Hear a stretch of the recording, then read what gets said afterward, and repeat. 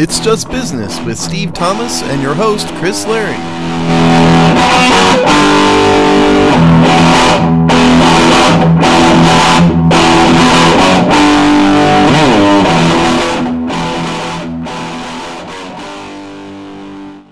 Hello and welcome to It's Just Business on the Hogstein Network, the show where we look at the sports media, business, industrial complex in full swing or in standstill. Either way, we talk about it. Steve, how are you doing in Tales from the Crime Blotter today? I had to spend a lot of time researching all this stuff. There's a lot of guys just stupidly getting in trouble. You know, I don't understand I truly don't understand what some people are thinking. I just don't. You know, but everything's okay down here in South Texas. You know, we're still dealing with the shutdown of society. But we're going to fortunately skip that this week because we've got lots of other good stuff to talk about. Yes, for one, I'm very happy. Like assault and armed robbery. Thank God there's athletes committing crimes. Yeah, we're back to typical societal ills today. So, Steve, why don't you... So, apparently, there was, some wild times at some late-night gambling parlors. What exactly has been going down with Dunbar and Co.? Okay. Well, let's summarize the big picture here. There have been a whole bunch of athletes that have gotten in trouble recently. So, specifically, we're a Redskins-based show. There's a couple Redskins connections here. But we talked about Bashaud Breeland a couple weeks ago. He was first. And there are no new developments on that one, on that front. If everybody recalls, he was stopped at a gas station by a cop who thought he was smoking marijuana, and it turned really ugly, and he almost got tased, and they pulled a gun on him, and he tried to run, and all this stuff. That's pending. Quinton Dubar, former Redskins corner, and Deandre Caker, current and soon-to-be former Giants corner, got in trouble at a party in Florida. That's one. We're going to get to that right now. Cody, Latimer, Redskins wide receiver, got in trouble with a firearm in Colorado. And just this morning, we're recording this on Sunday morning, Ed Oliver, the defensive tackle for the Bills, got a DUI in Houston. So all of these. So Dunbar and Baker is by far the most interesting. So let's start there. These geniuses. By the way, I have the police report in front of me here, and the arrest warrant and all that. So that's where I'm getting my information. So, this is what the police have alleged. Dunbar and Baker, a few days before the incident was in the early morning hours, the late night hours of May 13th. A couple days before that, allegedly Baker and Dunbar had lost a bunch of money gambling with a bunch of their friends. Like $70,000. So fast forward to May 13th, they're having another party, there's people gambling and playing games and whatnot. What the police now allege is that at one point, Baker, Dunbar, and another unknown person who the police identify as Shy, stand up and rob everybody at this party, taking watches, cash, all sorts of stuff. The police report has 5 different witnesses in it. One of the witnesses said Dunbar had a gun. The other witnesses either said, no, he didn't, or I didn't notice. So on the basis of the one witness saying he had a gun, Dunbar gets armed robbery charges. So the charges here are for Baker.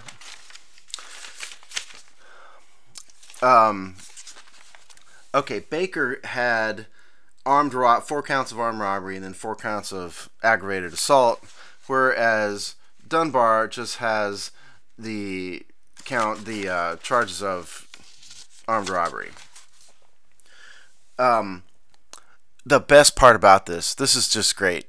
One of these witnesses, and by the way, the names are redacted. This is why I'm not saying names. One of the witnesses said that he or she was under the impression, this is reading directly from the police report, under the impression that this was planned out because the vehicles, Mercedes-Benz, Lamborghini, and BMW, were pre-positioned to expedite an immediate departure from the area. That sounds like it sounded like the Fast and the Furious, truly.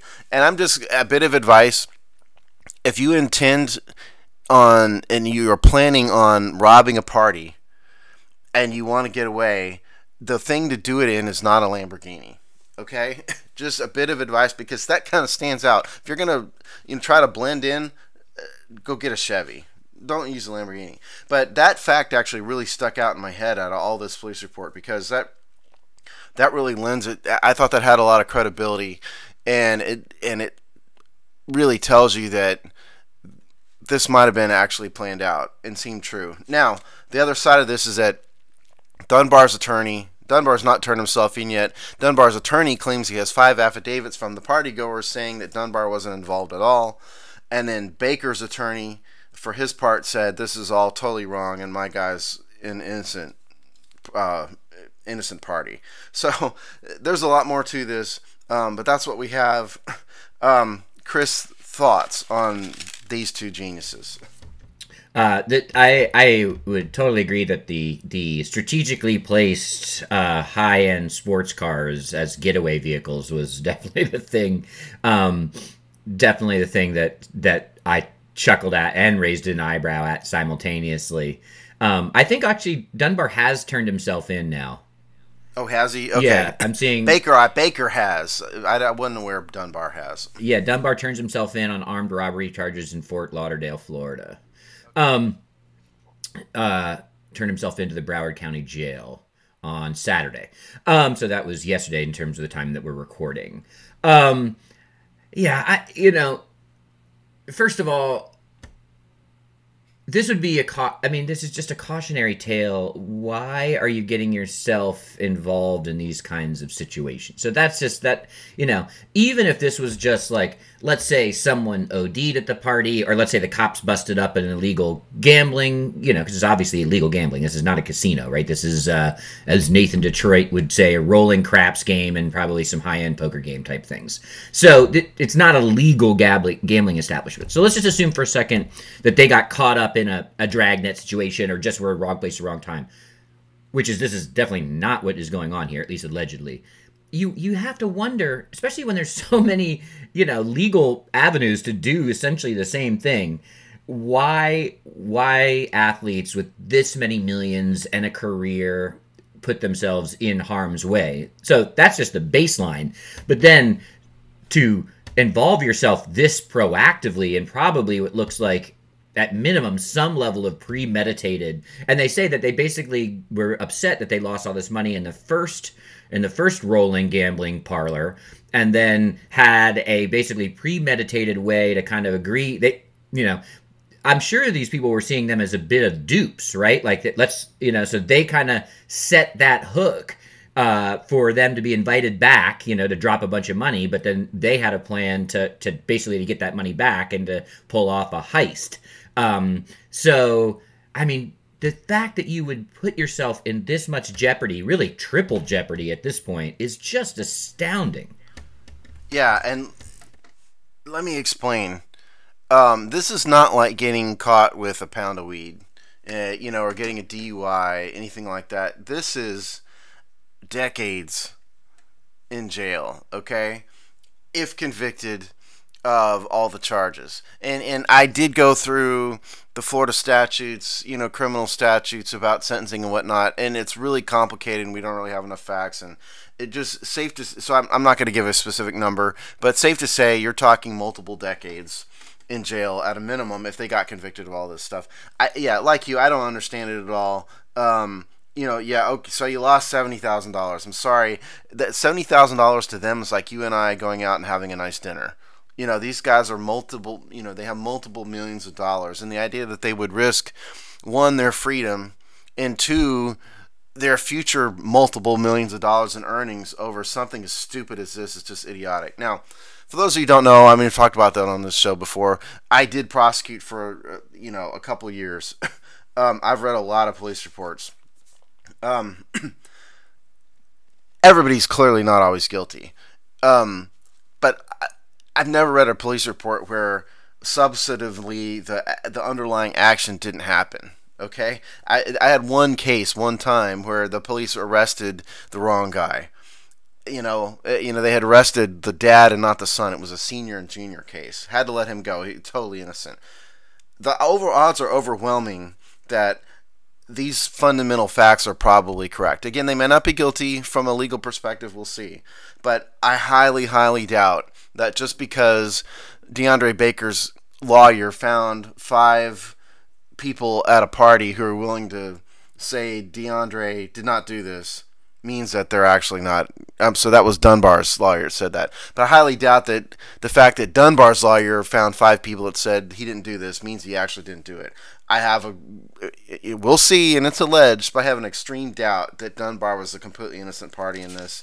It's just craziness. I just don't know. I'm just at a loss for words at how incredibly stupid something like this is. And I'm just telling you guys that the fundamental premise of this is probably true.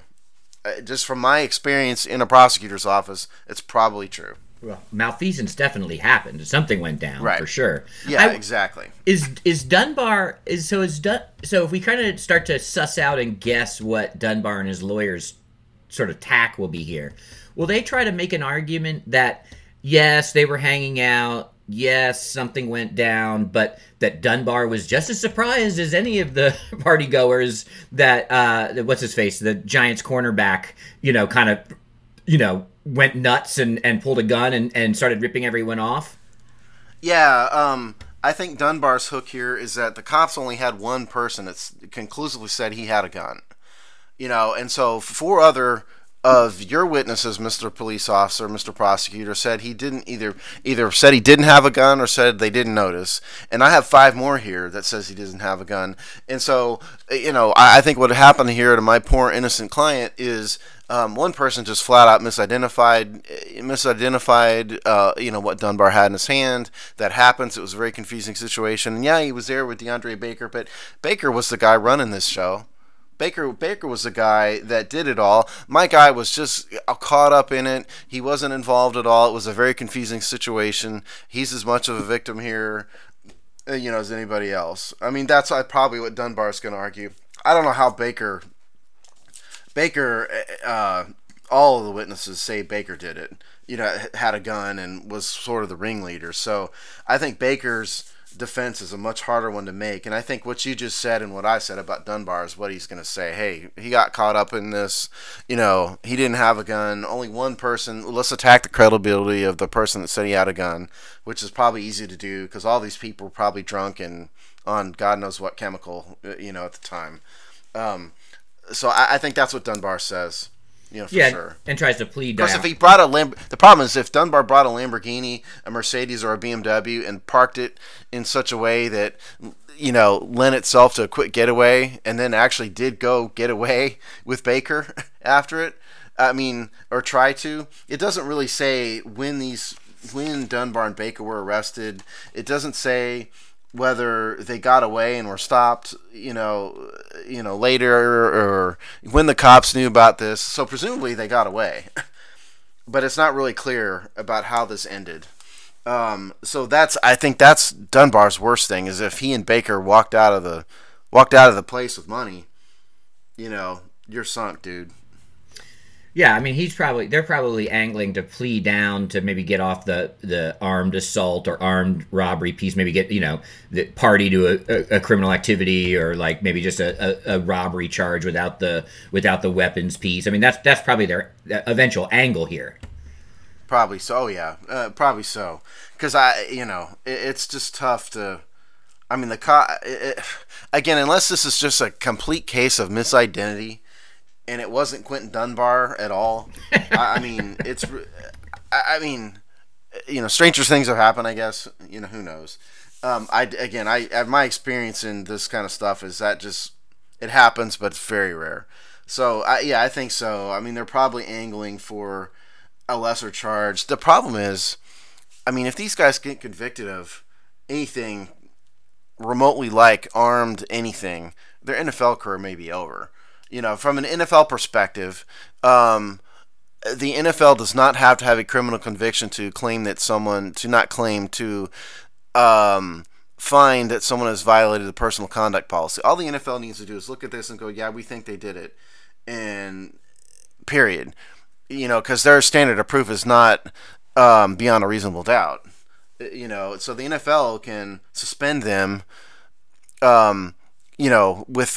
before the criminal case is even over if they wanted to. And, who's going to sign a player that has an armed robbery conviction?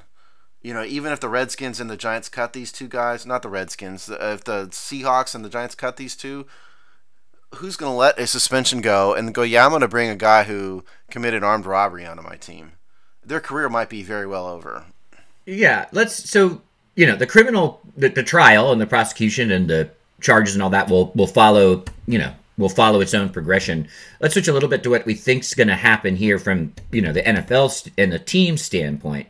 It seems to me that it's probably now out of the Giants and the Seahawks' hands, respectively, about what they do with these players, right? This is now this is now an NFL Shield issue. This is a central office issue, and that any kind of decision about their immediate, if not long-term career as NFL players is now at the league office, not the team office decision-making.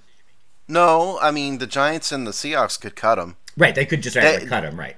Yeah, the CBA and the standard form NFL contract allows teams to cut players for basically any rational reason whatsoever. So they could just go, we're done. No, and the precedent for that is the Patriots' handling of Aaron Hernandez.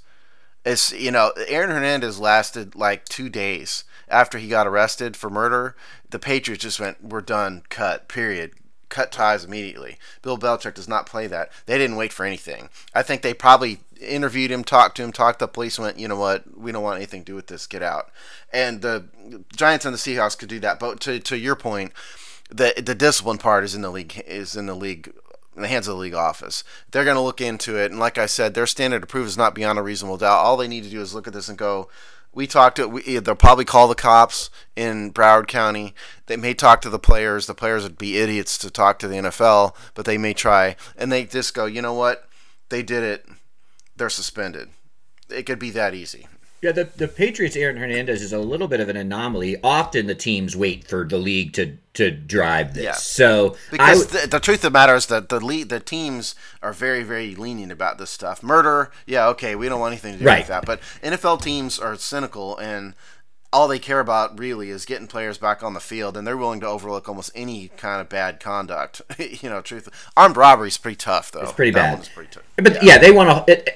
Whether it's ultimately about getting the player back on the field or not, they want to keep as much rights to what happens as they possibly can. Right.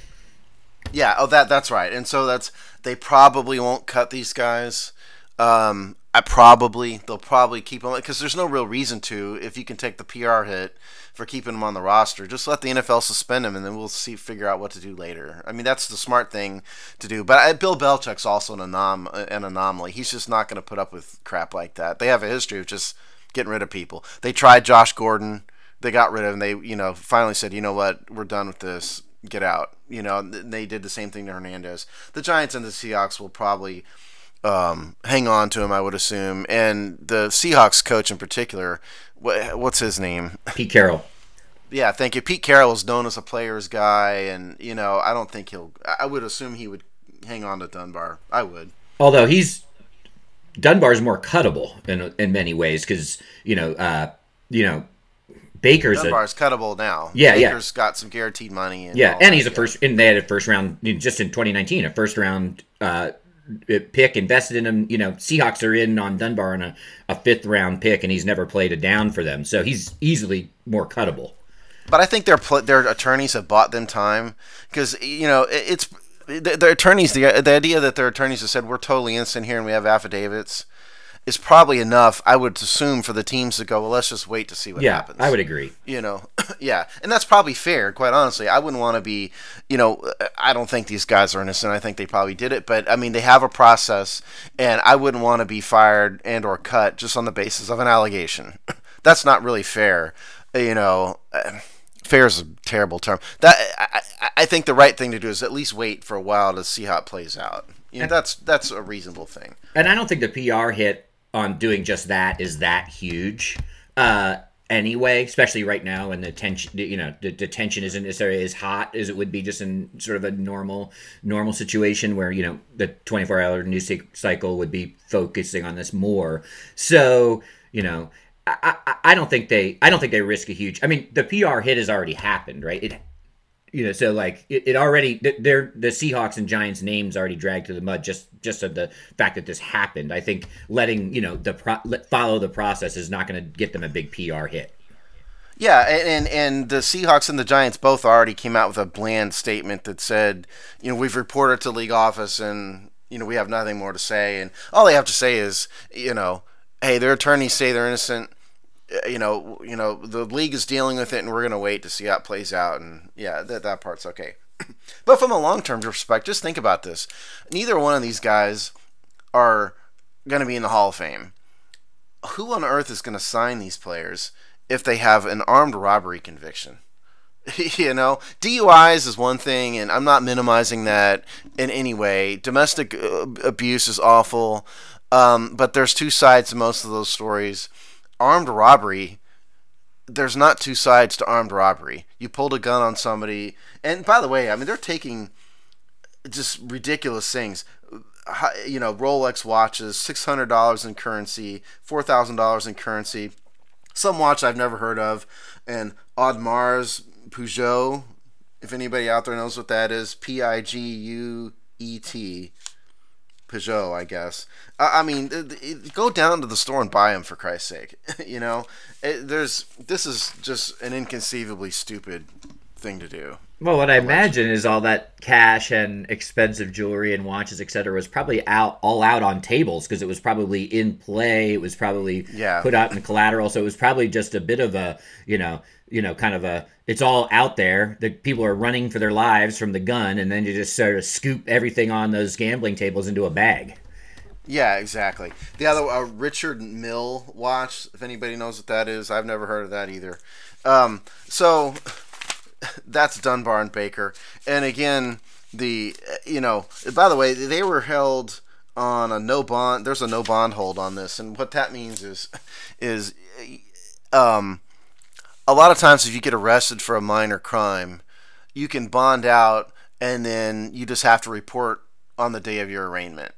But for serious crimes like this, such as armed assault with a deadly weapon and armed robbery, you get held in jail until your date of your arraignment. And so when you have expensive attorneys like these two guys do, the reason they don't turn themselves in immediately is that the attorney prearranges the turn-in to coincide with to get them to arraignment in as quick a time as possible, so they spend as few days in jail as possible. That's when they say they're arranging a turn-in. That's what's going on. Is we want to get this guy out of jail as soon as possible because they're gonna get bail. They're not gonna be held without bail for a non-murder charge. So that was why it took them a couple of days to get to turn themselves in.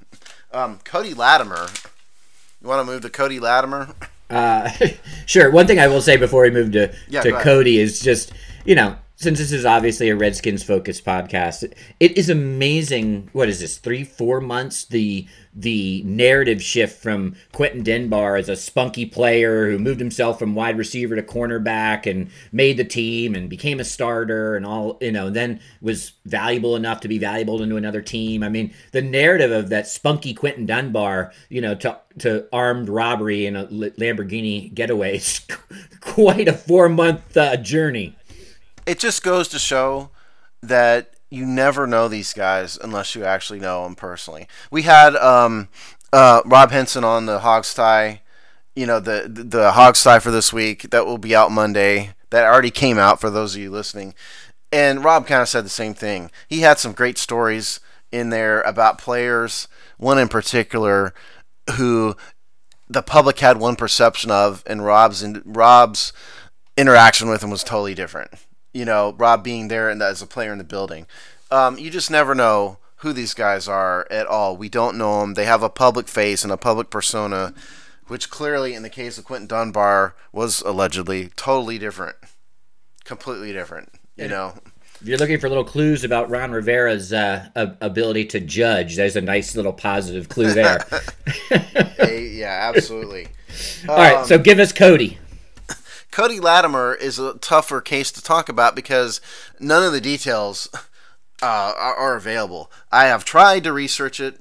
I have made a request upon the Douglas County, Colorado's Sheriff's Office, and unfortunately, it's a weekend, so I couldn't get through to him. But Cody Latimer was arrested in Douglas County, Colorado, in a sort of similar case. The basic story here, as we understand, is that he faces various assault and weapons charges also as a result of an incident at an apartment complex in Douglas County. And Douglas County is the county between Denver and Colorado Springs. In Colorado. So other than that, we don't know exactly what this is about. All we know there's gunfire and an altercation at an apartment complex. He is currently booked, or he has already turned himself in. He was held on a $25,000 bond. We really don't know anything else about what happened to him at all. The Redskins, for their part, said the same thing that the Giants and the Seahawks said, which is, we've informed the league office, we're aware, we're gathering information, and they're just going to wait. So it doesn't look like Cody Latimer robbed anybody. It looks like he's being accused of having some sort of altercation at somebody's apartment, and guns were drawn, shots were fired. Other than that, we don't know. Latimer obviously was brought to the Redskins as veteran presence in the wide receiver room, and he's conveniently leaving room for the rookies to continue to grow.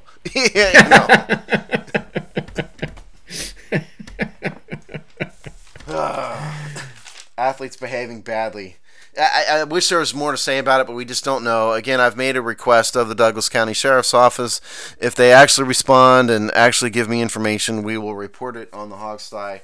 But we just don't know more facts than that about Cody Latimer. What was kind of funny, Chris, did you see the video the Redskins put out a couple days ago?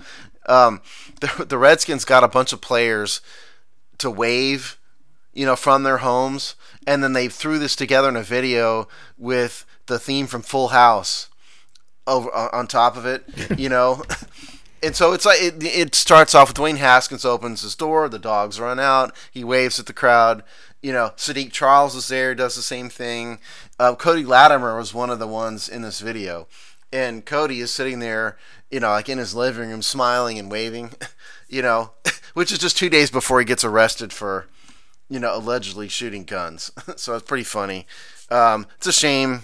But it's just hard to have anything more to say about that one without knowing more about it. The only thing I'd say about all these cases, in a way, and I know we're thankfully and very happily avoiding most COVID-related stories, but it isn't lost on me that there's no OTAs, there's not really off-season programs, players aren't necessarily having to stay closer to team facilities, and so all these stories, there's a lot of idle time. There isn't a normal structure of even just the off season. So it's not that surprising that you see a spike right now in some of these kind of stories. Just a lot of money, a lot of idle time. And here we go. No, you're right. I mean, it's athletes behaving badly when they don't have anything else to do.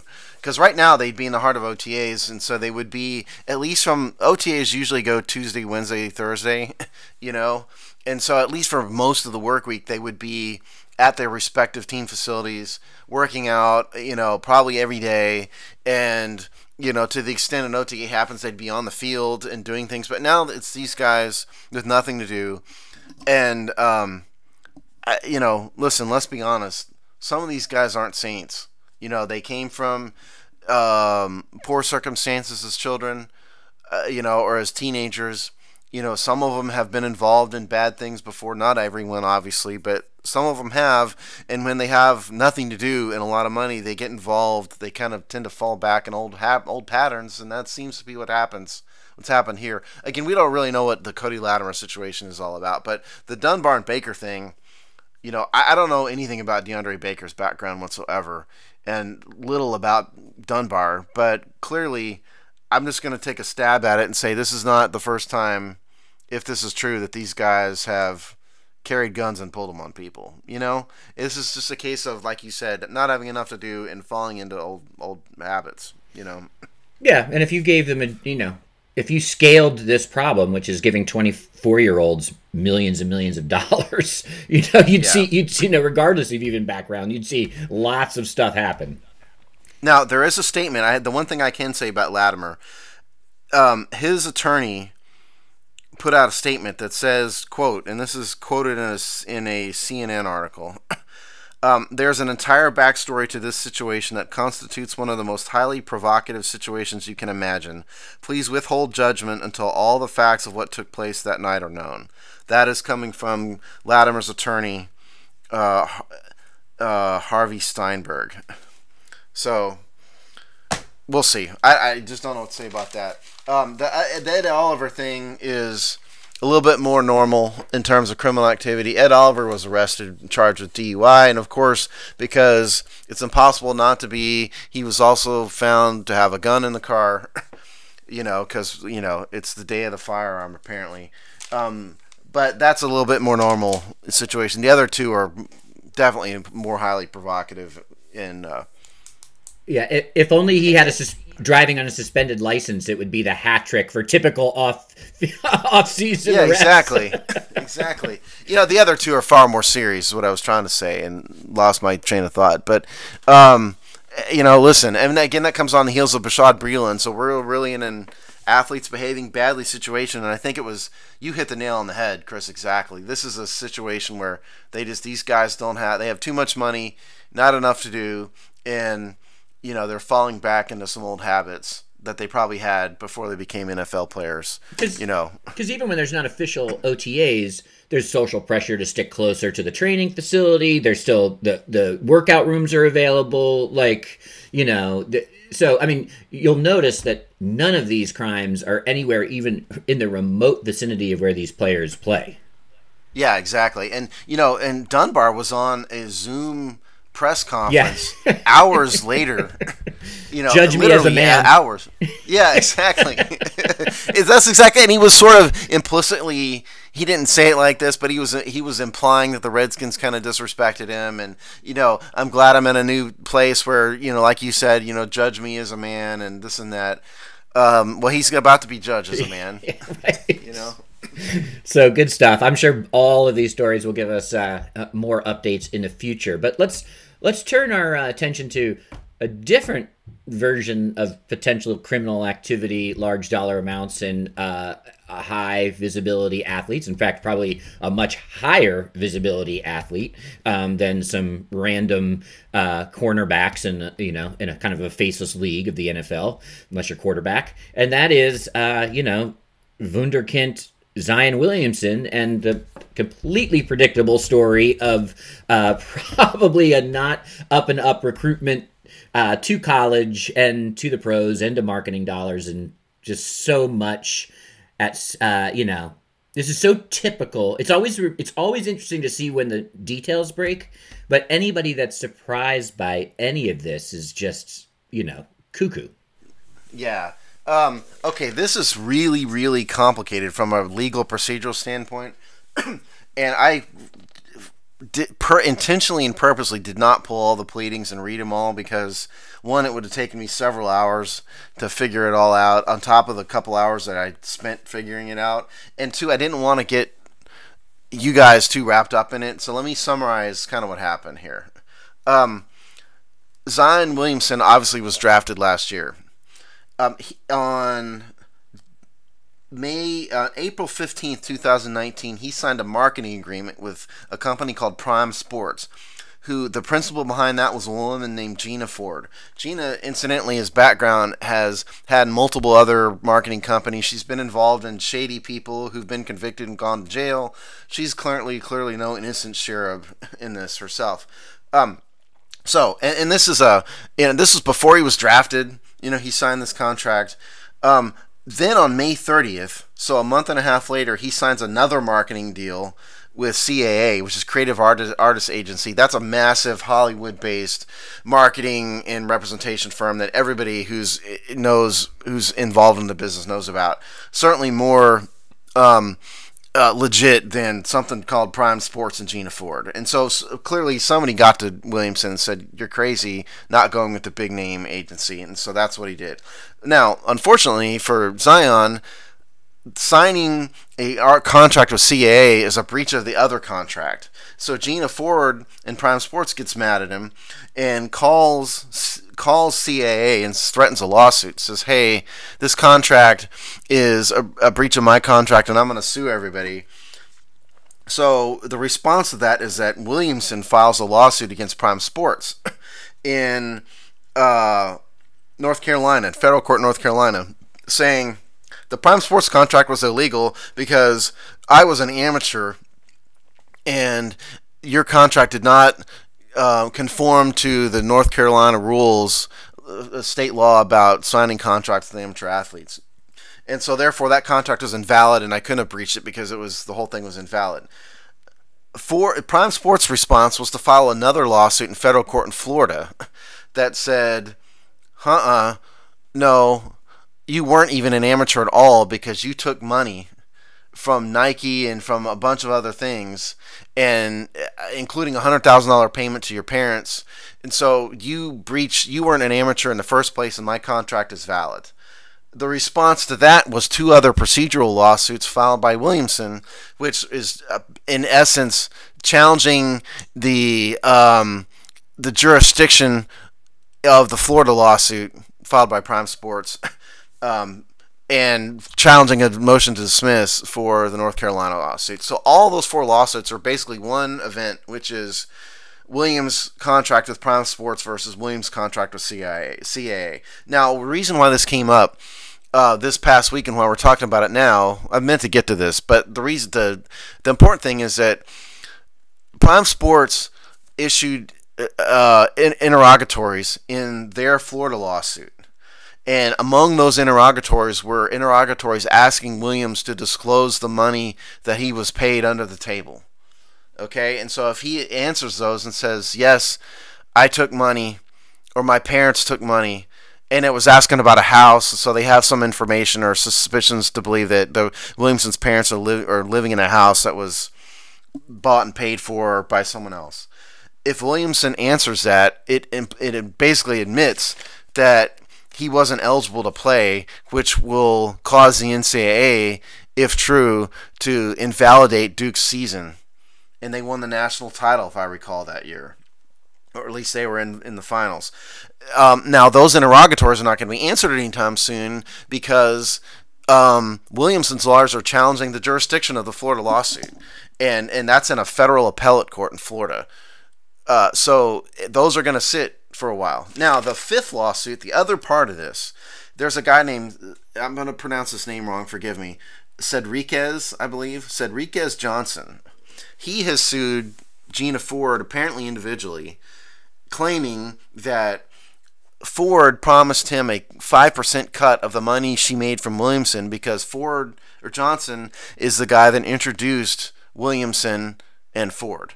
So that lawsuit is also out there. But again, all of that's just wrapped up in the Williamson-Ford contract. So that's it in a nutshell. I could get really into this, but that would really bore you guys to tears. But suffice to say, it's a legal battle spanning 4 separate courtrooms, three trial courts and 1 appellate court, 4 trial courts and 1 appellate court, it looks like, in Florida, all having to do with did Zion Williamson take improper benefits? That's why it's most interesting. By the way, they only got to the Elite 8 when Zion's year. Oh, okay. There you go. Sorry. But this is just, it's flabbergasting to me. Like, first of all, you're the biggest thing to hit the NBA in some time in terms of hype, buzz, and by the way, once he got over his early season injury, his play was backing that up. So why would you ever go with anything fly by night? This woman's main claim to fame was she basically attached herself to the sprinter Usain Bolt. and handled some of his commercial things. So this is not, which, okay, great, that's something, but there are legitimate agencies. And what he did, what you described, is he put all of these skeletons in his closet. He basically opened up his closet, right? Because of course this woman's going to use those things.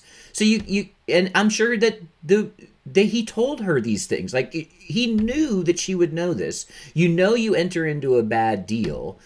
I mean, heck, pay her off at some point when you want to go to see. I mean, just even if you want to continue your kind of shady business, buy her out before you move to CAA. Like, cover your bases, dude. I mean, there's just too much at risk. And you're right. I mean, Coach K, who's been somehow Teflon through decades of what is just, criminal and suspect behavior in NCAA men's basketball, it's finally going to touch him. He's going to finally join his, Rick Pitino's and of the world, and some that survive, some that don't, but they all have the stink, right? And Coach K has avoided the stink for a long time. Well, it's caught up to him. Finally, yeah, you're right. He's the only one who seems to be an innocent cherub in all this stuff. And we talked about this, a year ago? The federal government has been investigating college basketball about corruption from money flowing through Nike, and I think Adidas too, through agents and coaches to all these players.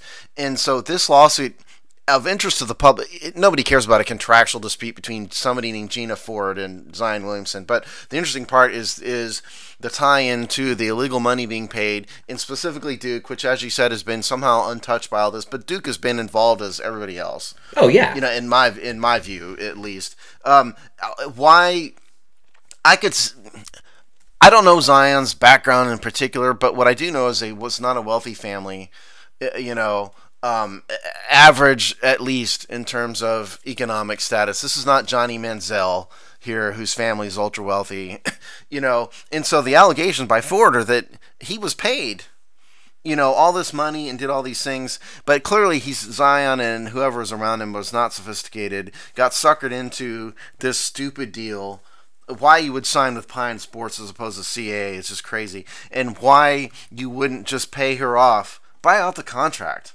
For God's sakes, reach a deal, and get rid of her. You have millions of dollars now. It's just craziness. Why?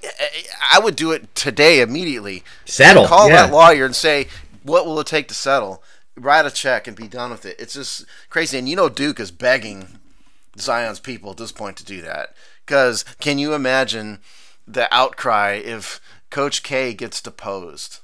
Okay, this lawsuit has not gotten these lawsuits. The principal two lawsuits are the one filed by Williamson in North Carolina, federal court, North Carolina, and then the other one filed by Pine Sports in Florida.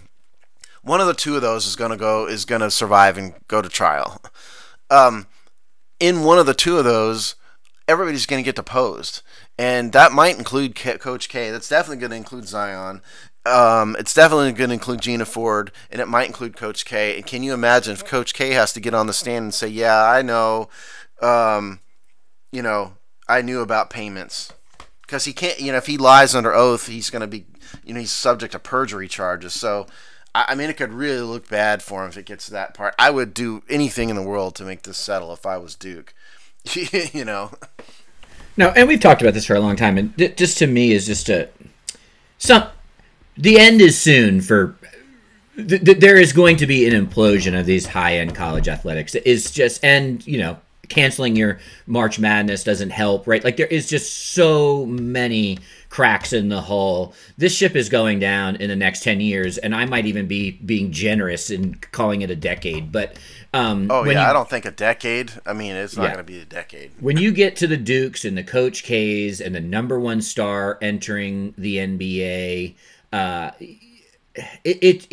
the end is nigh. There is going to be some serious fallout, not just of this particular, but just the drip of the sort of massive hits of the last, really 5 years. Not that this stuff wasn't happening before that, but the level, the federal investigations, the fact that, who knows when college sports is going to resume. It's just so much here that I don't think this can survive. Well, I'll tell you what, Chris. I mean, we're staying away from the coronavirus stuff this week, but you had the comment. You had a great comment on the last show about this. Your insight that this might be the tipping point for college football to make changes at the top level. Surprise, surprise, that's being talked about. The Power 5 conferences possibly doing their own thing, because who needs the NCAA right now? I mean, that was very insightful of you, and that's kind of coming true. And look. This is an amateur athletic. This is amateur athletics only because somebody calls it amateur athletics. Okay, I mean the players are getting paid. Particularly in basketball, the universities are making literally hundreds of millions of dollars and billions of dollars. In total, nobody here is an amateur, including the players. Give up the charade.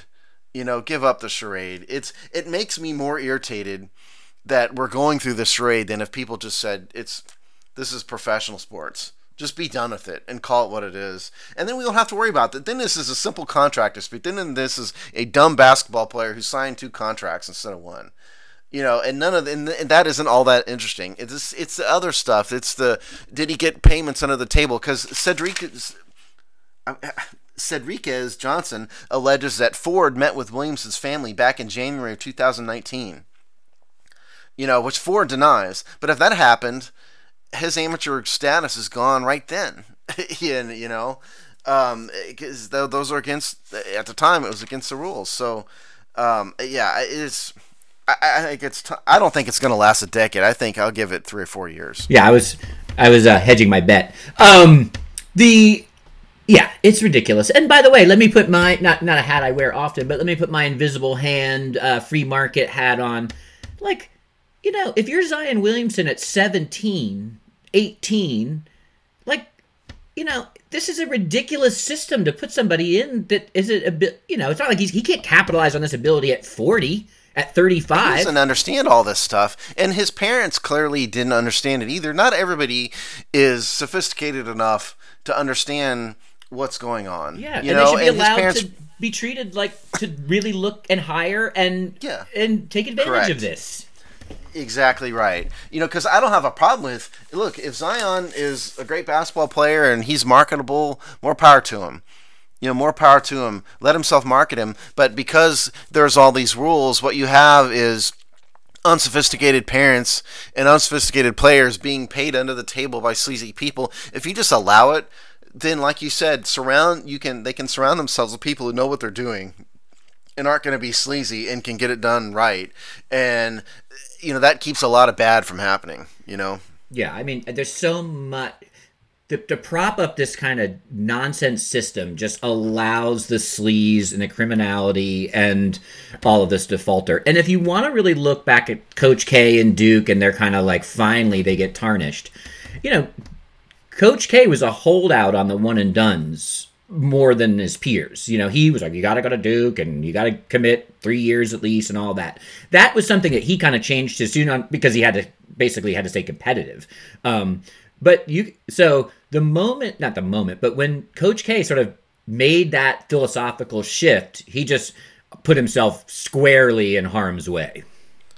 He did, and I think the one-and-done stuff actually hurts college basketball. It makes it less interesting to me, because if all we have is a group of, 10, 11, 12 programs at most, which are putting together annual super teams, it's less interesting to me because I know this isn't college basketball anymore. It's just professionals playing, and college basketball is more interesting to me when you could follow the program for a number of years, and see these players grow and develop. I watch it, of course, because everybody does. I still like it, but it's less interesting to me. Just give up the charade, and I think it will be better for everybody. Yeah. Even the public will appreciate it more if you just give up the charade. I totally agree. And I think Duke Duke believed that 7 or 8 years ago, but Georgetown was another one. Yep. With John Thompson, had that thought, and Georgetown went out the window. They haven't been, a big time program for a while, but that went out the window for them too. I think they Thompson always kept Allen Iverson for at least 2 years. I think maybe even 3. I took a master's degree class with a guy who played basketball. Sat next to him for the whole class, guy who played basketball at Georgetown with Iverson. And this guy, who I can't even remember his name, was a bench warmer. He wasn't a big-time starter. But he said Iverson was basically exactly what you thought. Not really a student, all of that. And said Iverson was exactly what you thought he was, if anybody wondering. I can't remember the guy's name, and I probably wouldn't say it on the air anyway. But if you're looking to fill some sports gaps, the Iverson documentary that came out a couple years ago, probably like 5-7 years ago now, it's actually very good. Okay. All right, so this story will not be a one and done for us, I'm assuming at this point. No. There's more. It's about to get interesting. There's more to come. As soon as the procedural stuff gets resolved, they're going to get into the really interesting part. So stay tuned. Yeah. Coach K better get those money bags out to try to get Zion to bury this. I'll chip in 30% if you can buy off Gina Ford. Exactly right. Money bags we can exchange multi-directional. So our third and final story is also a story that we've tracked for some time, and that ESPN has finally made it official, and they have pulled the plug on I guess it was only a 1-year experiment in terms of Joe Tessitore and Booger McFarland as a team, but 2 years if you count the Jason Witten experiment. But they are officially been taken off Monday Night Football for this coming season. They have not named a replacement yet. There's lots of rumors and guesses. But one thing we do know that probably was what delayed this inevitable anyway was that it will not be Peyton Manning. And so I think if Peyton Manning, and we talked about this, if he had agreed to it, whatever that was, 3 months ago or back at the end of 2019, this would have happened then.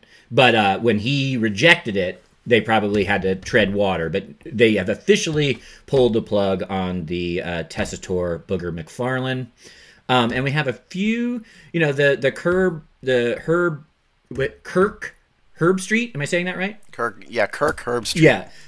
Basically ESPN is looking to see if they probably hire within. So there's folks like... basically their college teams. Do they just Chris Fowler and Kirk Herbstreit? Do they just move them up? Do they just get a promotion? I guess in some way, maybe not. But do they move into the Monday Night booth? Names like Louis Riddick, Brian Griese, Dan Orlovsky, Kurt Warner, Nate Burleson. These are all the short list names that are floating out there. None of all talented broadcasters and probably would be an upgrade, but none of those have star power. Herb Street does a little bit. I think of the names you mentioned, he's probably the biggest name in the broadcasting world. But the problem with Herb Street is they move him to Monday Night Football, and they're just creating another problem.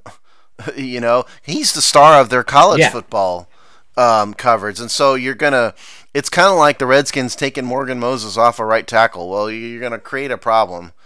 And, by moving Brandon, somebody came to us and said, hey, why don't they move Brandon Scherf to right tackle? Well, it's because they like him at right guard. I thought it was a bit odd that they just announced this out of nowhere without a replacement plan already. That's what's weird.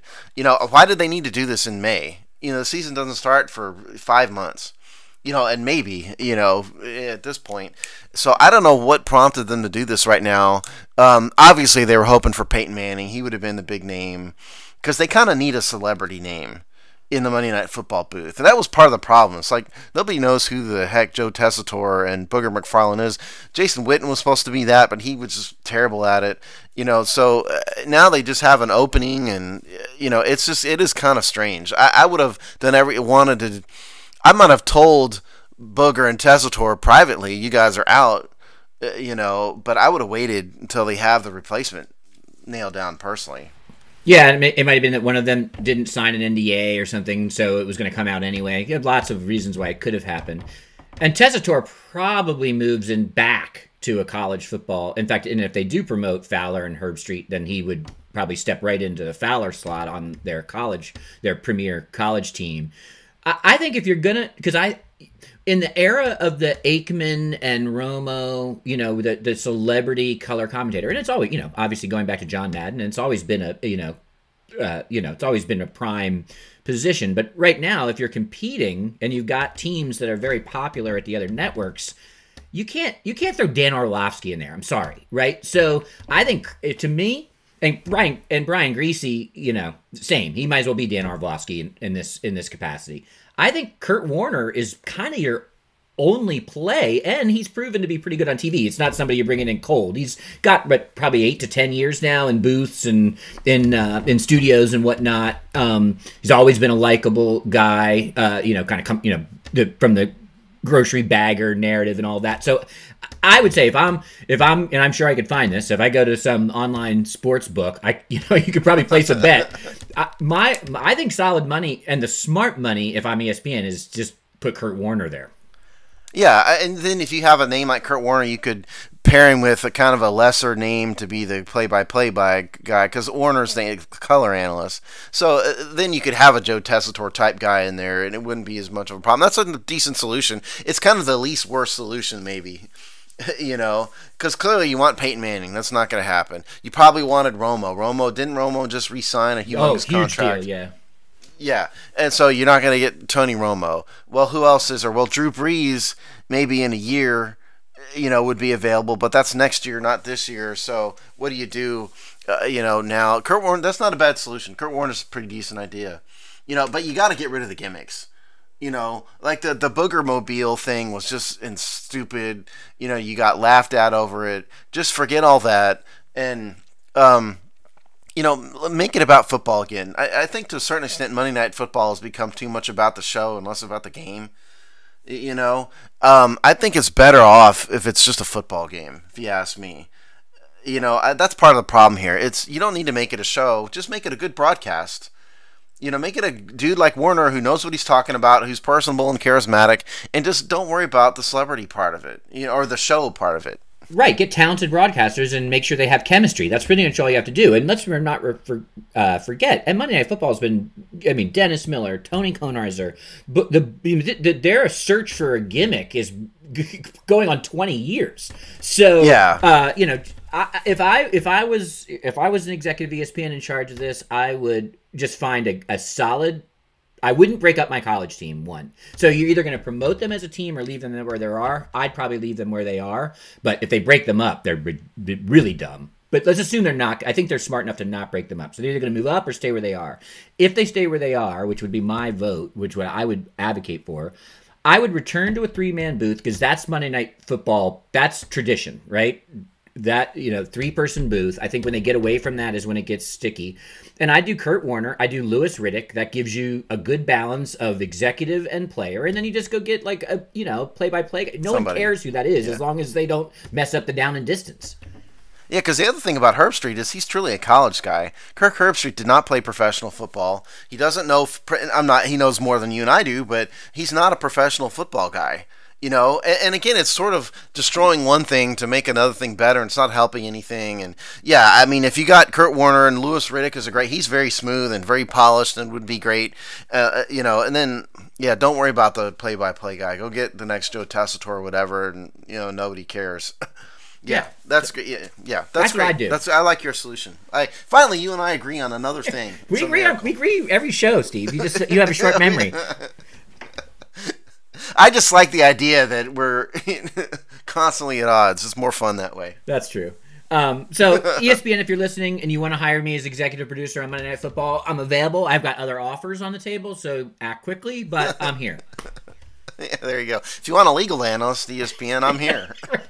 Right. Well, we'll take it. I just spent 45 minutes walking through a bunch of legal matters. All right. So take note. Take note, ESPN. Take note. I think that logically and conceptually brings us to the end of another show. Steve, what is going on in the Hogside Network? Well, the Seasons of Discontent is still in hiatus. It will be back once sports is more back. Rick Snyder will be back with his take of all things Washington, D.C. sports and life. The Hogsty show marches on. We have the same written content. We're in the middle of film studies. I'm in the middle of doing film studies right now on all the draft picks, so watch for that. We've got a great guy. Our new writer, who goes by Nolan from Tampa, has got this really cool weekly feature where he's going through old historic uniform numbers. Who wore it best for every number, which I find endlessly fascinating, so watch for that. And if you're really nerdy about skin stuff, then you can track the body weight index, fat index of Dwayne Haskins, which would be what probably keeps Redskins Nation talking over the next couple of weeks, apparently. Yeah, he's apparently lost some weight. Yeah, so, we all look forward to that one day. All right, so, if you've got anything, hit us up at It's Just Business Twitter or the Hogsty Twitter or me personally at ChrisLarry33, and we'll see you in 2 weeks.